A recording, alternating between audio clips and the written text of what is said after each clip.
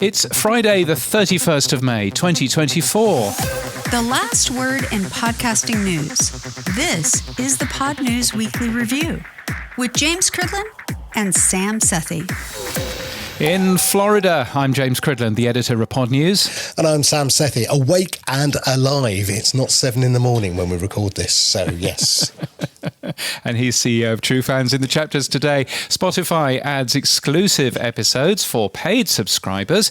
They also have taken a leap into live events. JustCast ships a Spotify integration to sell private podcasts, and Pacific Content is to close. Plus... Hi, I'm Matthew Sherry, the co-founder of Platform Media, and I'll be on later to talk about our PodX acquisition. I'm Ellie, and I'm the head of podcast at Automatic. I'll be later on to talk about PodX, Podcasting 2.0, and what we've been doing recently. They will. This podcast is sponsored by Buzzsprout, podcast hosting made easy, with easy and powerful AI tools, free learning materials, and remarkable customer support. From your daily newsletter, the Pod News Weekly Review. James, we start off with some sad news this week. That Pacific Content is to close. It's one of the largest branded podcast companies in North America, and the company, which was founded in 2014, was bought by Rogers in 2019, and Rogers said, with economic challenges in this market over the past few years, we've decided to focus on our core audio business. Why are they closing it, James? Well, why are they closing it? I'm not sure that anybody knows. So Pacific Content used to make branded content for brands who wanted to tell stories. They really hated being called a branded podcast company. But that's like kind of what they did. We are told, I believe, something like 9 or 10 staff are going. Most of those are based in Vancouver. And it's just a bit of a shame. And I think Rogers, it's no surprise that the broadcast media is currently in a bit of economic problems. And I think that Rogers are busy there going, how can we save as much money as we possibly can? But it seems a bit of a shame, and to be honest, a bit short-sighted for them to be focusing on that. Yeah, I did reach out to Steve Pratt, the co-founder of Pacific Content, who's no longer there, and he said Pacific Content has a phenomenal team of podcasting talent and a great client roster. I hope they all find new homes. I think, speaking to Steve and reading between the lines, they were a very close family, but we've seen the brain drain out of Pacific Content. Steve left. We've seen Jonas Voost and Dan Meisen leave to form Bumper. We've seen other people leave. I think, once you've sold your business, you have no control over it. And I think the brain drain on the back of it probably has heightened or accelerated this closure. Yeah, and I don't think it was necessarily brain drain just from Pacific Content. I think it was also the brain drain from Rogers. Julie Adam, who used to be in charge of Rogers Radio, who did the deal with Steve, she ended up leaving. And it does sound as if Rogers has been pretty sort of, it's been a turbulent couple of years in that company. I mean, they're a huge, huge company. They have clearly found it quite difficult over the last couple of years, and there's been, I know, an awful lot of internal, politics and saber rattling and everything else, and that has spilled out into the papers as well. So, I think it was just a loss of focus and a loss of understanding of what Pacific Content was actually there for. I personally would suggest that, Rogers saying we've decided to focus on our own core audio business, creating meaningful content for Canadian audiences and advertisers. I would suggest to you that the future of that business is companies like Pacific Content, making branded content for Canadian audiences and advertisers. But clearly Rogers don't see it that way. Moving on. A friend of the show, Chris Messina, sent me this. Spotify's rolled out exclusive episodes for paid subscribers. I was like, what's that? So he sent me a screenshot, and I checked it on my own Spotify, and it's live. So you can now have paid subscriptions for single episodes, which again seems interesting. Have you seen this at all yet? Yeah, I mean, they've been doing this for a while, actually. It's part of the integration with supporting cast and with other similar, third-party companies that will give you access to paid episodes. But yeah, I mean, they're certainly pushing it a bit more now, and there's certainly quite a lot more content available in that way. Now, other companies that are using Supporting Cast include, in New Zealand, the Stuff Group that has launched its first paid podcast subscription for The Lost Boy, a true crime show. So I went and had a look, and it's a dedicated website, and it all works great. And it says, buy the series and use Supporting Cast. So then what I did, James, was I went to the Podcast Index and I just took the RSS feed for The Lost Boys, added it to True Fans, and guess what? No Supporting Cast required. I can listen to it for free. So how can they prevent literally people doing what I did, which is just adding the RSS into another app and just bypassing Supporting Cast? Yeah, no. So The Lost Boy, for example, is an RSS feed, which is a standard podcast that you can get everywhere, and that'll be what's in the Podcast Index.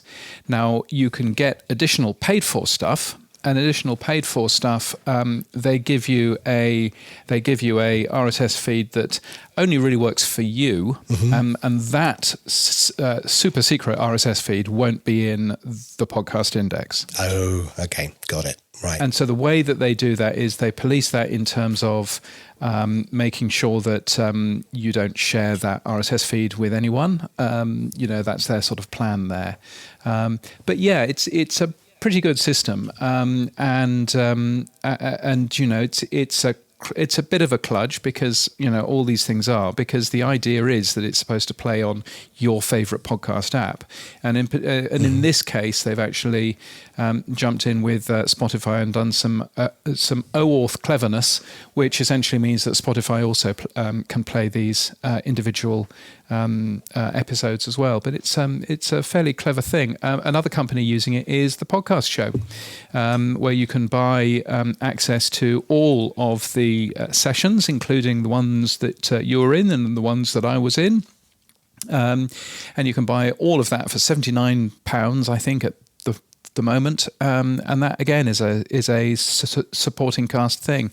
So not a bad thing really. So it sort of works well when you've got a large payment. I mean, it's the opposite to a micro payment, so it's pay up front rather than pay as you go, right?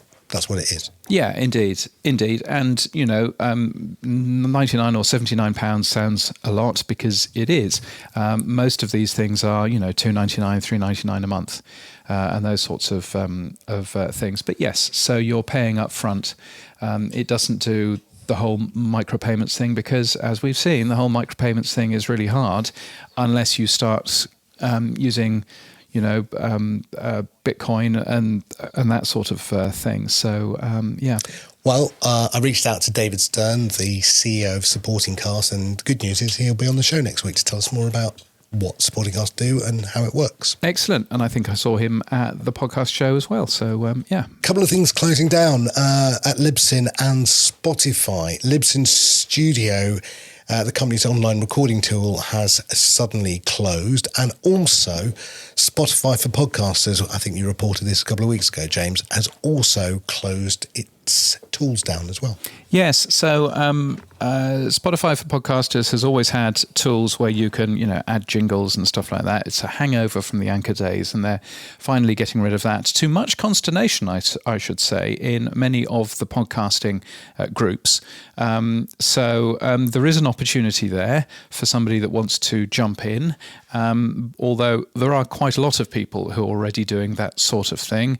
Podcastle, Alitu, Riverside kind of does bits of that as well. There was a new a product that I reported on this week called PodOps Studio, which does similar. So that is going away. But the weird one is the Libsyn Studio product, which was originally called AUXBus. AUXBus was then bought by Libsyn. Libsyn then decided that they would make a free podcast host with that, called it Libsyn Studio, and that free podcast host lasted 6 months, and then they closed it. Then they integrated Libsyn Studio into their platform in December 2022, and now Libsyn Studio is going away completely. So yes, it's been a very strange purchase and product cycle there. But again, I wonder whether it's just that there's nobody left at the company that actually understands how to maintain that particular product.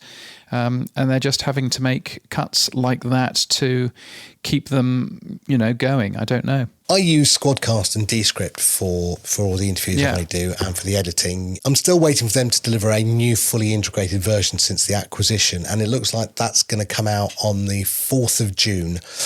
Descript's making a big announcement. I assume that's what it will be, the new version that's got the new UI and the tighter integration. I mean, if it's not, then, well, it's probably just going to be an AI announcement, but I'm hoping it's actually something more useful, like a better, deeper, seamless integration. Yeah, I don't know about that. I do know that it will include more collaboration tools.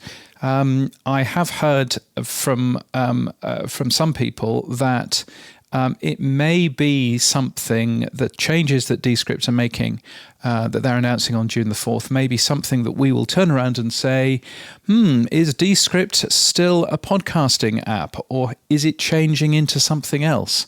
So we have to sort of wait and see on that. Don't really know what the changes are going to be. So we will both find out together on June the 4th. Just as an aside, James already probably knows. He just doesn't tell anyone else, including me, just so you know. Right, back to the show. Spotify is also closing down its short-lived car thing. Yeah, aptly named. What is this? What is this thing? It's a car thing. Okay, yes. Whoever thought that one up? This is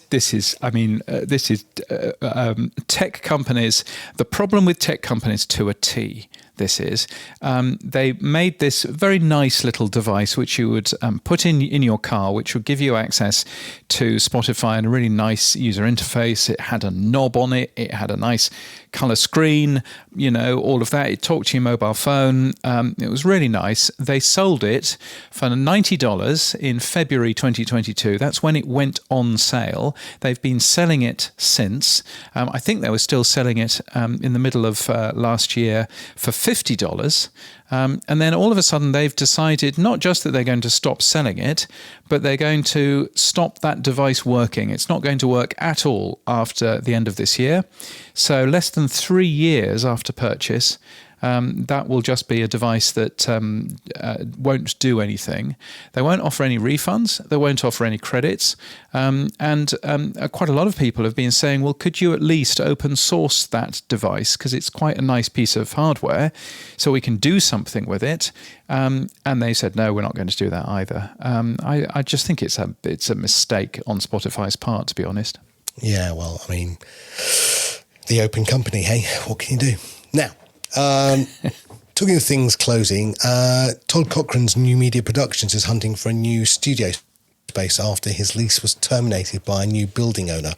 So Geek News Central and the New Media Show have come from the studio in Coldwater, Michigan, USA, since 2019, July 2019, and it cost Todd $25,000 to convert the studio space. So he's looking. I did have a thing. Twit Studios is free, Todd. You never know. Yeah, well, Twit Studios are free, but unfortunately they're in Petaluma in California, and Todd is not a California person, is he? He can get a suntan over there, whatever. Yeah, well, we'll see.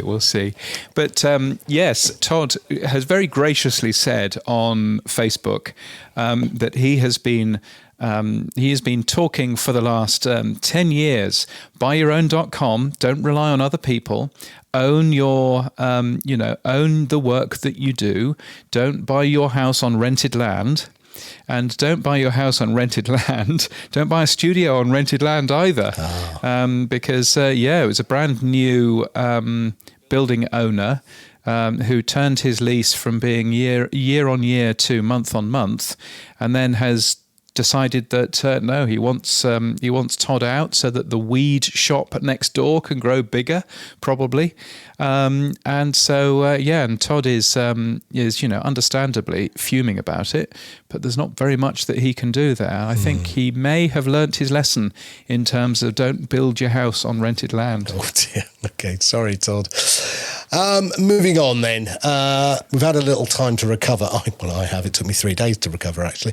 Don't know what you're like. You got on a plane. The podcast show, 10,000 people eventually, according to Jason Carter, went through the door. Yes, so they say 10,000 people across the festival, which does include some of the live podcasts that were going on as well, not just the conference itself. But it was pretty good, wasn't it? I felt it was a very positive feel. There were a couple of things that I thought didn't quite work, but I think pretty well as a really good podcast event. I think that the podcast show is up there in the top 3. Yeah, no, it went really well, and I think what I love about it is everyone getting together and networking and seeing people that you talk to, online. Yeah. So that all works well. I don't really know what else they can do. I mean, make it bigger. I mean, what would you do for next year? Well, the thing is, I mean, they're sort of the benefit, but also the drawback is that venue. And the venue is a lovely venue, and it's a really good space. But clearly, you're not going to be able to make that much bigger. They are using as much of that space as they can now. And so I think that the trick that they have, they could make it longer. They could turn it into a 3-day event rather than a 2-day event, and that would help a little bit. But I think the trick that they've got to do is to make sure that they are attracting both the industry and the advertisers, and there weren't enough advertisers this year, and the creators. There's been a little bit of sort of chat on LinkedIn saying it's disappointing that the creators were kept so separate from the industry people. I'm not sure that I saw any of that, to be honest. And I think that they did a much better job this year of catering for the creators, in terms of that. I think, the only one negative thing that I would say about the event was Spotify's walled garden. So you walk into the event, and there is this beautiful looking Spotify stand, which is lovely and empty, and it has a barista in there, and it has lots of seating and blah, blah, blah. And you try and go in, and they say, oh no, you're not allowed in. This is for people with meetings only, I'm afraid. Which is a really negative thing to have, to actually have as the big, booth as you walk into the event. That sort of exclusionary walled garden thing. And I did hear a delicious rumour. So far as I can work out, there is an element of truth to it. That stand was too big. Spotify ignored the specifications. Spotify ignored the specifications on how to make, on the size of that stand, made it too big, with the result that 4 other companies were shunted off somewhere else because Spotify was there and Spotify had already started building their particular stand. And doesn't that say everything about Spotify? It does. I mean, it's such a metaphor, closed, non-standard, and pushing others out. Yeah. I mean, it's a walled garden. Have been better, really. A walled garden that you can't get into, and and sort of elbowing other companies out of the way. Really, really interesting. So I found the whole thing that whole thing fascinating. I mean, it's not the only time that Spotify have done that. They've done their we're not going to talk to the general public at all act for a number of years. I think it's a bit tedious. I think it's a bit poor form, and I think it does them immeasurable damage. And I don't understand why they do it, but there we are. Yeah. A couple of other things I forgot to mention on last week's show. We did the first All India panel, so that was very good. As I said, for those watching in black and white, this panel was in colour. It was the first time that this panel had been put together. So you had Sangeeta Payal, who from Soul Sutras and the Podcast Academy, Gotham, who we had on a few weeks ago from Hubhopper, and Nina, who's got her big event up in Birmingham coming up. It was 70 people turned up. It was quite nice. It was a very impromptu last minute. I'm not really sure what we do with it next, by the way. what's the next thing to do with that now that you've just done a panel that said there is an issue? I'm not sure what the solution is, but anyway, it was good to do. That's what I would say. And yeah, we had a PSP meeting as well there, the Podcast Standards Group meeting. And all I'll say, James, is watch this space. Some hopefully big announcements coming next week on this show about what we're going to be doing at Podcast Movement. Well, that's all very exciting. You did meet with a ton of interesting people, including Ellie from Pocket Casts. Yeah, Ellie's lovely. She is the head of Pocket Casts, and they're a bigger player in the market. And Pocket Casts, which is part of Automatica, have started to embrace Podcasting 2.0. So I asked Ellie, tell me more about Pocket Casts and your plans for Podcasting 2.0. Pocket Cast was created by the Australian company Shifty Jelly, founded by Philip Simpson, who's still on the team, and Russell Ivanovich. They launched the app back in 2010, and then in 2018, Pocket Cast was acquired by a group of public radio stations and organizations, and about 3 years later, it was acquired by Automatic, the parent company of WordPress.com, Tumblr, WooCommerce, Jetpack, and so much more. I joined the team a year later in July 2022 when Russell decided to move on, and I stepped in to replace him as the head of Pocket Casts. I feel really passionate about podcasting and this whole world and what it can do to improve people's lives. And when the opportunity came, I thought it was just a perfect fit for me. Yeah, your background also, I looked at, was in iOS development as well, so very apt. How big's the team? The team is quite small. We do have developers for each platform. So we have developers for iOS, developers for Android. The web developers also are responsible for the desktop apps. Overall, we're quite small. We're about 14 people. It's challenging to support this many clients, and our backend team is also quite small. Now, Pocket Cast is one of the odder apps for me because it's an app that people pay for, right? Pocket Cast is completely free. Okay. I thought I'd give you the platform to tell me off. Now, go on, Ellie. In a previous episode of Pod News Weekly, Sam mentioned that Pocket Cast is under a paywall. It is not. It is completely free. We have all the beautiful and extensive customization options that people love us for free.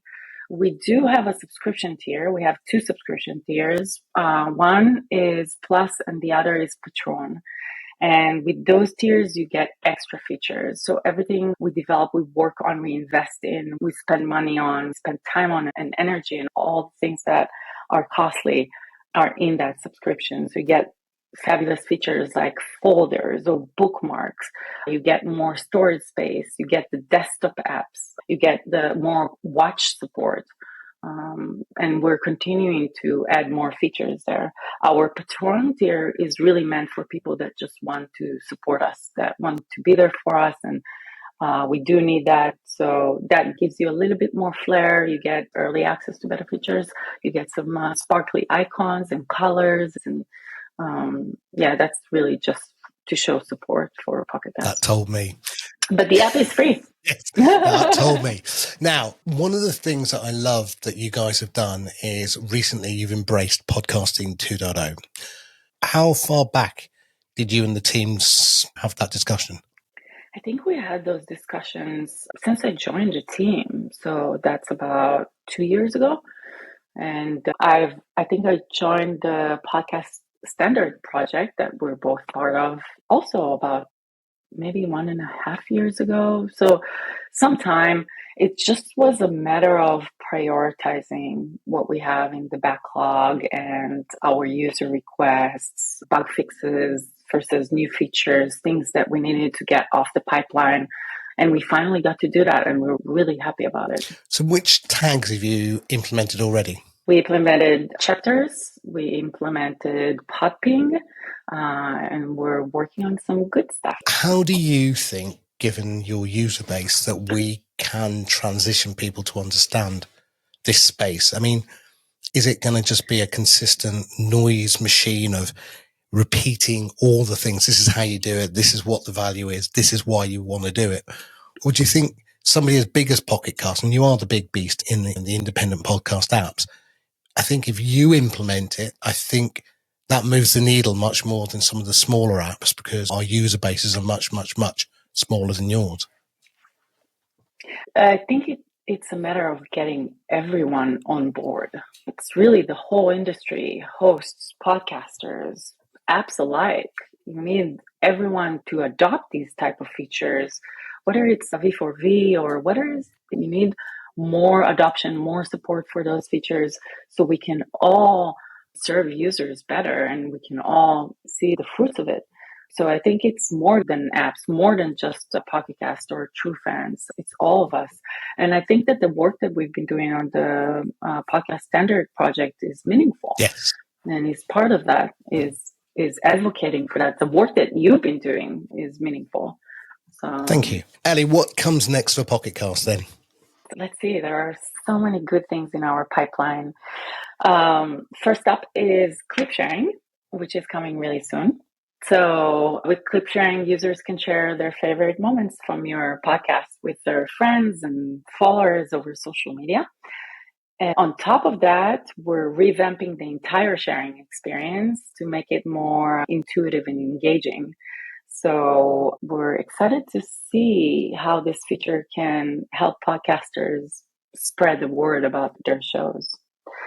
Another exciting feature is transcripts. Last year, we adopted support for transcript on the back end, and now we're tailoring the UI and overall experience to make sure that it feels natural and intuitive within Pocket Cast. In addition to transcript, we're planning to improve our recommendations.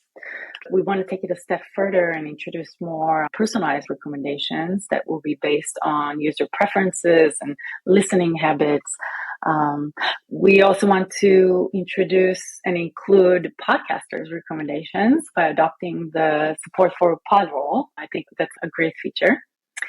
Additionally, we're going to allow users to rate shows and episodes on Pocket Cast.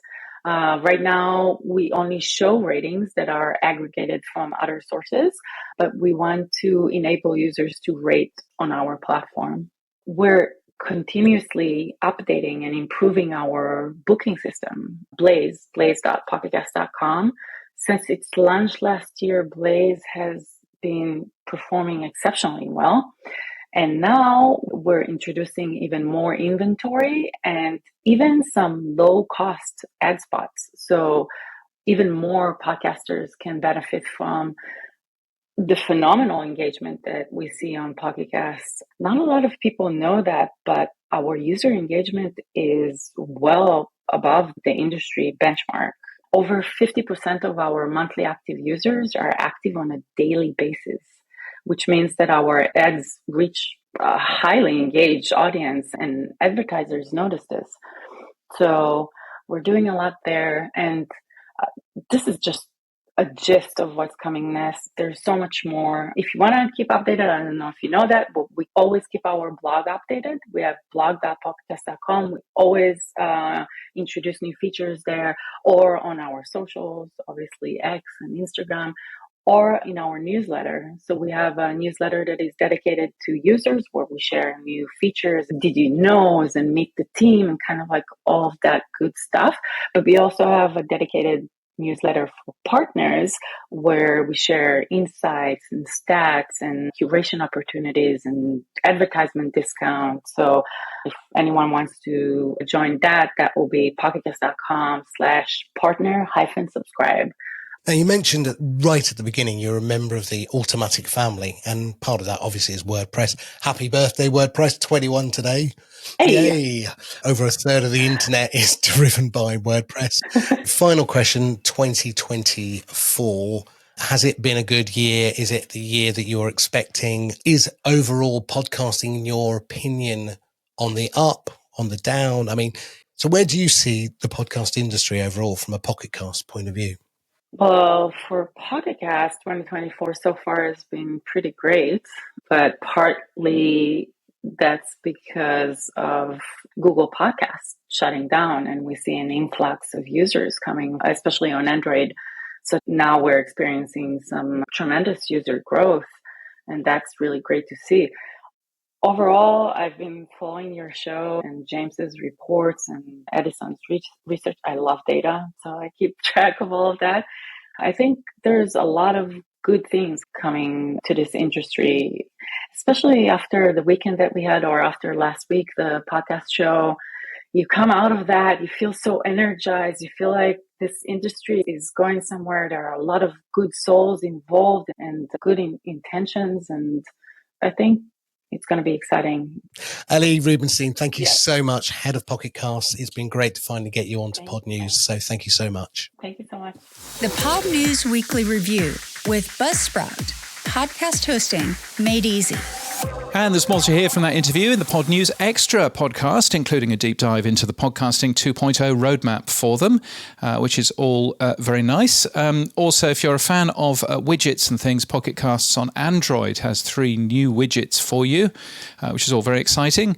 And they've also built a browser extension in the last week to make it easier to subscribe to podcasts while browsing the web, it says here. So well done to them. Now, one of the other stories you wrote about, James, was PodX, the company out of the Nordics that's been buying lots of podcast companies, podcast production companies, and they bought a company called Platform Media. And I was like, oh, that sounds interesting. It was the biggest acquisition they've had. So I reached out to Matthew Sherry, the CEO of Platform Media, and I asked him, who is Platform Media? Platform Media is a business that does production, distribution, monetization, all under one roof. And it's been quite a journey to get to the simplicity of saying it like that. With celebrities coming to you now going, oh, yes, we want another show. How do you determine that actually, no, you're not going to be in our slate? The answer right now for us is that we see ourselves as a commercially driven business. So the commercial team, in unison with the editorial team, will dictate that, and it will be both. We turn down some amazing opportunities editorially if we don't think that they can work commercially. That's just the nature of who we are as a business, and it's frustrating at times because we've all heard and seen amazing editorial where we think, my God, more people should be engaging with this, but more brands should be. But there's certain sectors where that's just complicated. Like even, I absolutely love the guys at Goalhanger. I've got a great relationship with them. I think what they do is amazing. We've built parallel, totally different businesses that perform on a very similar level across certain ways. But history and politics, as an example, is not something we particularly focus on because we don't think the commercial landscape is there. But for us, it has to be a perfect marriage between commercial and editorial, ultimately. When you look at Jack Davenport and the rest is politics and the rest is history and the rest is whatever, entertainment, they have created a synergistic slate. Do you think that yours is also a synergistic slate, or is everything in your slate actually just an individual editorial and production that you've just commercialized? Primarily the latter. I mean, certainly the big ones, I see every individual show as its own business. In terms of sectors, we're open to looking at any of them. We'll particularly lean heavily in sport and entertainment, I think. I mean, we've tried to emulate Goalhanger at certain times with some of the content that we make. We're all a little bit copycat in this, but we think our need is building full brands around headline talent and shows, and that's what we're going to try and do more. Let's get on to the meat of this story. PodX. We know Stefan Russell really well, a lovely team working over there. They came out a few years ago with this idea, this strategy to acquire companies, and they've said about doing it. Who approached who? I assume they approached you, right? So how did it come about? Yeah, they did approach us. It was a year ago, basically, to the day for the acquisition. We met them in our studio for the first time on the week of the podcast show. They flew in early. So at that point, we had started to field interest in M&A, more from kind of broadcasters and, those types of companies. But they got in touch with us. We presented to them. And then it went quiet. I mean, honestly, last year was such a whirlwind on this stuff. And the thing I'd say, because I assume there'll be people listening who, as much as anything, are in a similar seat to me, it's quite a distracting process. I think that's the biggest thing I'd say people need to be wary of is in all of this. It went really quiet, and then we met them again late summer. And at that point, we had moved down the line with a couple of other opportunities. And then we went to Stockholm just after Halloween last year, and that's where the momentum really picked up. they were just right for us in every way. We are a very entrepreneurial business. We have pivoted so many times in the last 3 to 4 years, and we'll continue to do so. We're not a traditional, we're just not. If we see opportunities, we go after opportunities, and we'll be quite happy to move in different directions. So the idea for me of executing this deal, well, first of all, for me, this deal isn't an exit. This is a strategic partner on the next phase of our journey to help us achieve our next set of ambitions. There are certainly other deals that we looked at that would have been more of an exit, where you might get folded into a bigger company and things like that. That's not really our mission. Our mission is to build the company that we've built. So that was the big part for me. I mean, the team there, particularly Patrick, who I'm sure you've met, they're very entrepreneurial. They've executed this in the past in TV. I agree with the general hypothesis that there isn't going to be that many major exits in Europe because it's a different market to America. If I'm honest, the first time we met them, I didn't think it would be the right fit because we are not a production business, and they were built very much at the outset, from what I could tell, around the idea of acquiring production businesses, long-tail IP and all those kinds of things. And the first time we met them, particularly in Sweden, we explained how different a business we are. But I think that difference of business is what makes this such a good partnership, because ultimately, you know, we expect to play a huge part in their other businesses, and can we create ways for them to better monetize content?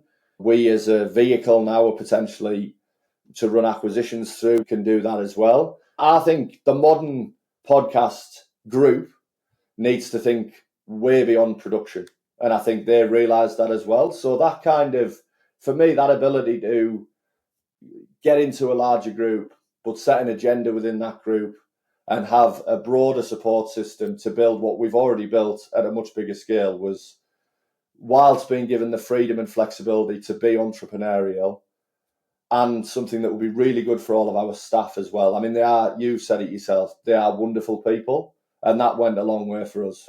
Yeah, you've said a lot of things in that section there that I want to unpack. So yeah, what is the pitch? What's their selling? When they come to you first, right? Is it, we're going to run all your admin for you, we're going to save you money, we're going to help you scale, we're going to... I mean, the primary pitch into us was kind of what I've just said, which is, as a starter for 10, Carlboard, their parent company, have very deep pockets. So ultimately, you're in a position immediately. Like, my world today is totally different to 2 weeks ago already, in that the conversations I'm having with them are about things like M&A from our own perspective in terms of acquiring businesses, things like a US expansion. They have the capital there for you to think a lot bigger as a business. So that's really important. There is absolutely part of it there's some infrastructural support as well. Slightly different with us because I think we're a bigger business to the others. I think for smaller businesses in particular, that they'll tap into that, but we'll tap into different elements of their structure. So they've got a brilliant M&A guy who ultimately did the deal with us. We're talking to him quite a lot at the moment because we might be thinking about M&A within our business.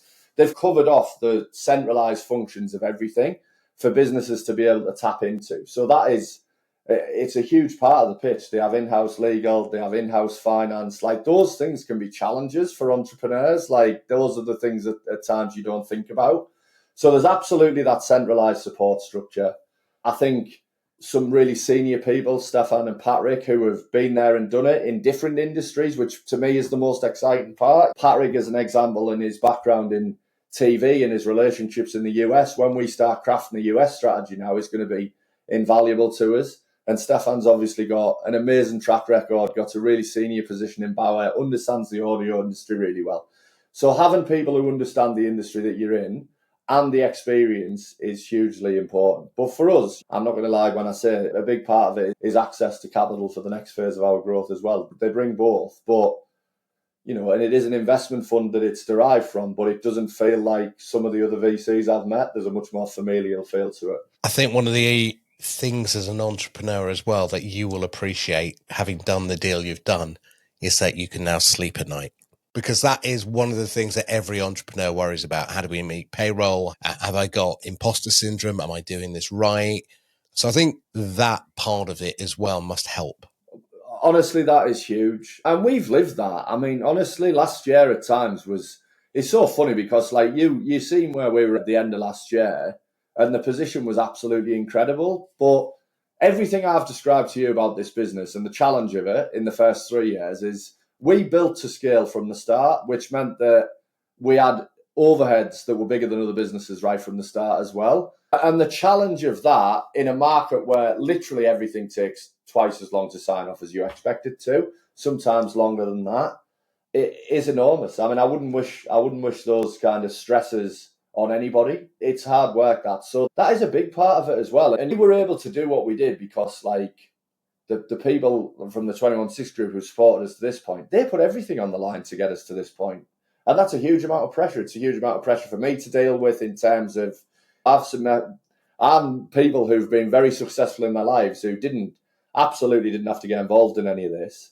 And they put everything on the line for it because they believed in it. And I've got an eternal debt of gratitude to them, but nothing gives me greater pleasure now than knowing that not only have they had an investment repaid, but they're well up on that investment already. And there's more to come down the line. So yeah, honestly, that's the hardest part. And if I was having an honest conversation with anybody about trying to do something on their own like this, I've learned so much in the last 4 years. As I say, with me, it happened by accident. So I've just had to learn as I've gone.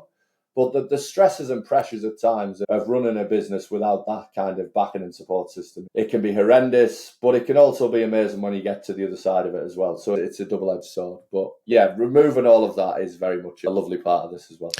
Matthew, congratulations on the PodX acquisition and good luck for everything you're planning on doing. It sounds like you've got a 3-year exciting journey that you're about to step onto. Thanks very much. I appreciate it. And thanks for having me on. From your daily newsletter, the Pod News Weekly Review. And there's plenty more to that, including how Platform Media got started and their plans to expand globally in the Pod News Extra podcast. The tech stuff on the Pod News Weekly Review. Yes, it's the stuff you'll find every Monday in the Pod News newsletter. Here's where Sam talks technology. What have we got, Sam? There's a blogging platform called Micro.blog that's launched an audio narration service, which they say there's no substitute for the human voice. It looks like they're going to be ingesting RSS feeds for podcasting. Yes, and looks quite interesting in terms of so they're producing RSS feeds for podcasting essentially. So you can blog and then you can record you reading that blog and make that available in there as well. Micro.blog is interesting in that it's a blogging platform, yes, but it's also ActivityPub enabled and all of that kind of stuff. So all of that is in there. So there's some interesting things going on there. It is a paid for service though, and I've not played with it that much because, why build a house on rented land? Oh, indeed. Buzzsprout, our sponsors, have launched, this is quite neat, it's quite niche, but it's also quite neat, a audio backup feature. So if you ever wanted to download all of your audio and artwork as a big zip file, now you can. You'll find that in your Buzzsprout dashboard. RSS Blue, Dovidas has improved their Cupid music engine. They've improved the way that it looks for search, gains insights into tracks and artists, and creates super chapters. So yeah, if you want to look at a updated and improved version of the Cupid music engine, head over to RSS Blue. Very nice. Blueberry has enhanced their podcast audio player a little bit more with chapters and upgraded closed captions, which is a smart thing. Finally, GoodPods put something out, and I got excited for a nanosecond. They said, new feature alert, our GoodPods profile page, you can now create a shareable list of your favourite shows. And I thought, oh, it's a pod roll, excellent. So I pinged them and said, is that a pod roll? And they said, no, it's not a pod roll, it's just a proprietary feature that we've built. Nope. So there you go. Yes, unfortunately, that's what GoodPods is very good at doing, is building their own stuff, and then they wonder why virtually nobody uses them. Stephen Bartlett, the Diary of a CEO, is now available on Samsung TV Plus. Samsung TV Plus is actually relatively interesting. If you've got a Samsung telly, then instead of the you have a look at all of the channels on there, and instead of your channels finishing at whatever it is, channel 120, it keeps on going up with lots of channels which are delivered over the internet, and you can get quite a few decent channels on there. And now you can get Diary of a CEO on there as well. The thing that I found interesting wasn't that Stephen Bartlett has put his show onto this platform, because Wondery has put their shows onto Amazon Prime, and there are other of these services out there. It's the terms of the deal that Stephen Bartlett has done, because he has basically done this as an exclusive. So it's exclusive. This 24-hour, 7-day-a-week TV channel is exclusive to Samsung TV Plus, but also he's tied up an exclusivity the other way around, so that no other podcast will be able to go onto Samsung TV Plus for this year. So, if you're sitting there, you may be Jordan Harbinger. You may have nearly 1,000 shows in video that you could make a TV channel out of. Well, that's great, but you're not going to get on Samsung TV Plus this year. So I thought that was an interesting that Stephen Bartlett was doing it, but also interesting just in terms of those terms of that contract. I also think when we did the interview with Flight Studio with Georgia Holt and CB, when they talk about they're going to be a video-first production company, I wonder whether on the back of Diary of a CEO, some of their other content from Flight Studio might be pushed through that channel as well. No, indeed. Who knows? Boostergrams and fan mail on the Pod News Weekly Review. Yes, it's time for our favourite time of the week. It's Boostergrams and fan mail, or as it is today, Boostergrams. It's Boostergram Corner, Sam. Yes. That's what's going on. Yes, interesting looking at fan mail and looking at the initial flurry of fan mails. A fan mail, of course, is if you follow that link that you'll find in the podcast description, you can send us a text message, and that's a lovely thing. We haven't had any this week, and we didn't have any last week either. So I have a feeling that we may be digging out the Boostergram Corner jingle again from next week, but we will see. For we have had 2 Boostergrams, which is very lovely. That's a comment with a payment attached. Who have we got? We got Brian from relaxedmail.com, and he just simply said, "What, no female James?" And he sent us 10,000 sats. Yes, no. Yeah, don't worry, Brian. Jemima Cridland will make a return, I'm sure. No female James, particularly live at the podcast show last week. That was not going to happen. And Anonymous Podcast Guru User, that's a good name you've got there, says, "Hooray for Podcasting 2.0, and sent 10,000 sats as well, which is very kind and generous of you. Sam and I share the proceeds of this show ourselves. It's a separate business from the rest of the Pod News empire. And so any help that you can give us, any help that you can give us is always gratefully received. You can go to weekly.buzzsprout.com and help us there with your credit card, or you can spend some money through the Boostergram button in your podcast app. And if you don't have one, you should get a new one. So what's happened for you this week, Sam? Well, after 3 days of entertaining, drinking and networking at the Podcast London show, I thought, wouldn't it be nice just to be quiet and sit at home and relax? No, the wife took me to the Chelsea Flower Show with 20,000 people looking at flowers, and that was very nice but very knackering. So that was, I needed the weekend with nobody around me, but that was fine. One of the things that I put out, and I got some interesting feedback on, you remember many months ago, James, I said to you, we have a podcast host table that shows new podcast episodes that have been updated onto True Fans. Yes. And at the same time, in the background, we also show the fails, the number of ones that didn't meet our validation. I published that table of fails last week on Mastodon. I removed the names. I was very kind. I bet everyone pretty much quickly guessed, because I got a couple of emails in from people. The question was, I said, shall I publish who they are? And I won't. I don't think that's fair. I'll work one-on-one with those companies directly. But I am frustrated still that they don't validate their fields. They just don't. And I don't get why they don't. It's a simple thing to do. You're the host. You know the fields that you support in Podcasting 2.0 and other fields. Put a validator. If it's garbage in the field, don't let it be published. Is there a validator out there which you can use through an API? Maybe John Spurlock's. Mine isn't yet. John Spurlock's isn't, because it runs in the browser. So that much I do know. I wonder whether or not there's a product idea. I'm not quite sure.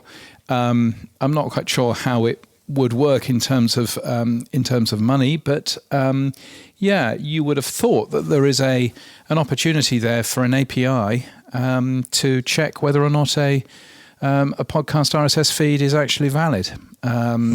Go for it, John Spurlock. Off you go. I'm not quite sure how you would end up charging for that, but I'm sure that it's a chargeable thing, right? It should be worthwhile. The whole concept is it shouldn't be that difficult, though, right? Even if you don't have a validator API. And I think it would just benefit the rest of us. So anyway, please do it, host. That's all I'm asking. Yeah. I'm working with a audio translation company. You'll probably work out which, but I can't say yet, to use the alternative enclosure for different language versions. So I hopefully will be able to demo that very shortly. So if you want to see in the alternative enclosure a French, German or Italian version of the podcast, and then pull in the transcript automatically as a JSON file, we will be demoing that. So I'm very excited. I reached out to the Gutenberg project, James. They've got thousands of audiobooks for free. They also have RSS in there, but they don't really have a simple way to ingest it into like the podcast index at the moment. And they certainly don't support podcasting 2.0. So I'm working with them to see if they will do some changes. But that was a little project I'm working on with them. Well, there you go. And the last one, you'll be glad to know, especially as Spotify announced they're going to be doing live ticketing. And we announced a few weeks back that TicketBot, which was from Wavelake as a ticketing platform that they're working on. I've been working with a company in the UK called PodLife Events, and we've come up with a new medium equals events, which we're going to put onto GitHub. And it uses the publisher feed standard, and we are going to be working with the Cheerful Earful Festival to actually use that as a festival to show how that publisher feed would work for events and sell tickets directly off True Fans, but also directly off the PodLife Events. Oh, very nice. So hopefully that will go live Friday, today, later on. Yes. Yeah. Very cool. What's been happening for you, James? What's been happening, my friend? I've been on more planes and trains and things. I was in New York on Monday. Had a really good chat with Lauren Purcell and Ariel Nissenblatt. We went to a fancy Chinese restaurant. And that was very good. It was How was nice, your $5.40 coffee? Well, New York, actually, I have to say, I rather liked it this time around. I haven't been since March of 2020. And in March of 2020, it was just, New York, whatever.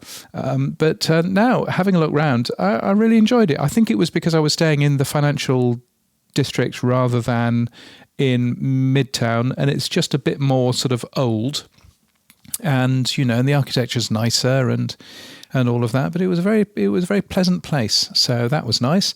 And now I'm in Florida. Anyway, and that's it for this week. If you enjoy the podcast, the newsletter's better. Find it at podnews.net and the podcast daily, wherever you get your podcasts. And there are longer interviews in the Pod News Extra podcast too. You can support this show by streaming sats, and you can give us feedback using fanmail or with a boostergram. If you're still using your old legacy podcast 1.0 app like Apple, Spotify, YouTube, what are you doing? Grab a new Podcasting 2.0 app from podcasting2.org/apps. Yes, our music is from Studio Dragonfly. Our voiceover is Sheila D. We use Clean Feed to record this show, and we're hosted and sponsored by Buzzsprout.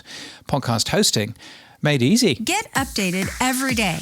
Subscribe to our newsletter at podnews.net. Tell your friends and grow the show. And support us. The Pod News Weekly Review will return next week. Keep listening.